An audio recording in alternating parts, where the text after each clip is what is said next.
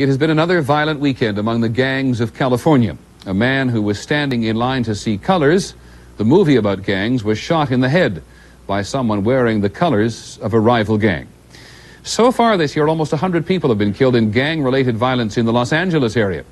And for every death, as Bonnie Strauss reports, there are related victims. It's early morning in South Central Los Angeles, and it's anybody's guess who will get killed tonight. Roger, I just want to make sure we have the house secured and I'll make an entry. Push your head down, what are you looking at? This is now a war zone where life is cheap, some say worthless. If I go into my neighborhood and they see me, and if I got a gun, most likely if it's more than one, most likely I'm gonna shoot one of them. Clovis was only 12 when he joined a gang known as the Bloods. This is all blood, and this is a blood neighborhood. He says he joined a gang for status and power. That's all you're looking for is most respect. Like if you go to jail, they say, well, he bad, so give him his respect. If I can take over another neighborhood by myself, I feel I'm the baddest one around. There's an incredible lack of real appreciation for the level of violence that these people are capable of, just exactly what they're willing to do. Gang violence killed nearly 400 people here last year. Police say it's the love of drugs and money that keeps the death toll high and climbing. More than half of those killed were innocent victims, people just caught in the crossfire. Earlier this month, a 19-year-old killed in a drive-by shooting was buried. He was Annie Dirk's grandson. In the past 5 months, she's buried 2 grandsons and her own teenage son, all victims of senseless gang-related shootings. Good boys who Annie says were in the wrong place at the wrong time. It's a lot of hurt and it's just a lot of grief. I just started crying. Walter, he was very quiet. Ramon, he was a little quiet, but he was kind of jolly. But Stacy was just the outgoing one. He always kept people laughing all the time.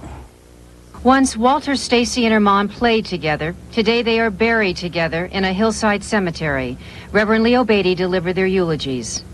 How totally insane the whole thing is, how senseless this is, that these kids are victims of that type of ignorance.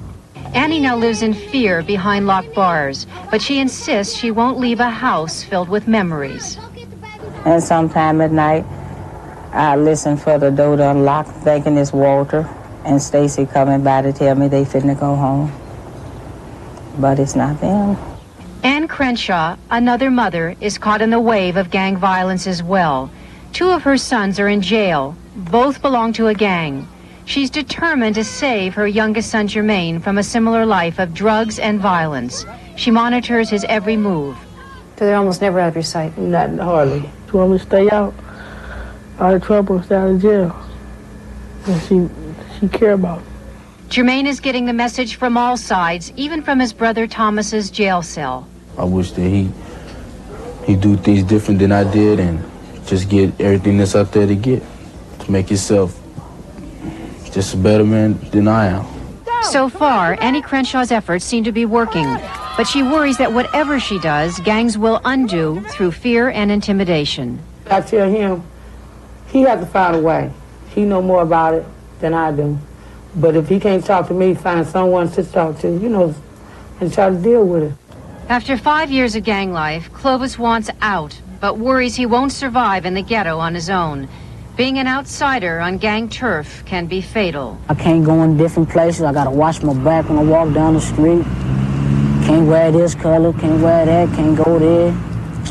Just problems. He says he sees no way out of a life he's grown to hate. They might take my life before I take theirs. Is that any way to live? No, there's no way to live. But they ain't got no other choice. Bonnie Strauss, ABC News, Los Angeles. We'll have our final report in just a moment.